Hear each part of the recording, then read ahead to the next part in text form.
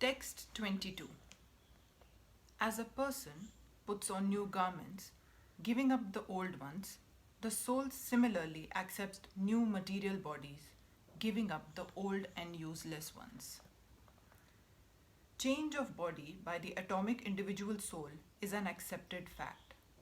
Even the modern scientists who do not believe in the existence of the soul but at the same time cannot explain the source of energy from the heart have to accept continuous changes of body which appear from childhood to boyhood and from boyhood to youth and again from youth to old age.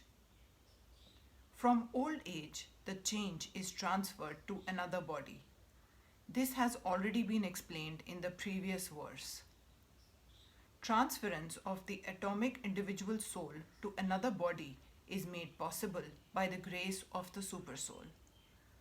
The supersoul fulfills the desire of the atomic soul as one friend fulfills the desire of another.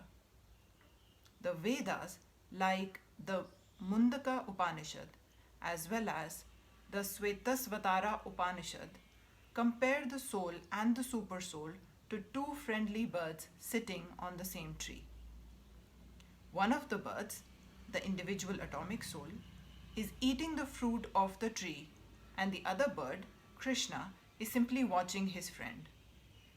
Of these two birds, although they are the same in quality, one is captivated by the fruits of the material tree, while the other is simply witnessing the activities of his friend.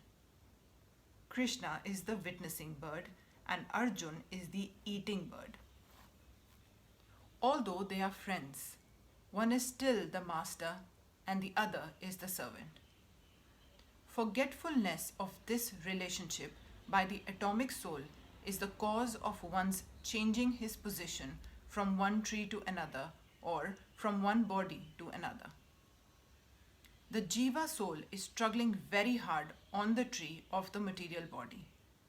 But as soon as he agrees to accept the other bird as a supreme spiritual master, as Arjuna agreed to do by voluntary surrender onto Krishna for instruction, the subordinate bird immediately becomes free of all lamentations. Both the Mukda Upanishad and Svetasvatara Upanishad confirm this. Although the two birds are in the same tree, the eating bird is fully engrossed with anxiety and moroseness as the enjoyer of the fruits of the tree. But if in some way or the other he turns his face to his friend, who's the Lord and knows his glories, at once the suffering bird becomes free from all anxieties. Arjuna has now turned his face towards his eternal friend, Krishna, and is understanding the Bhagavad-Gita from him. And thus, hearing from Krishna, he can understand the supreme glories of the Lord and be free from lamentation. Arjun is advised herewith by the Lord not to lament for the bodily changes of his old grandfather and his teacher. He should rather be happy to kill their bodies in the righteous fight so that they may be cleansed at once of all reactions from various bodily activities. One who lays down his life on the sacrificial altar or in the proper battlefield is at once cleansed of bodily reactions and promoted to a higher status of life. So there is no cause for Arjun's lamentation.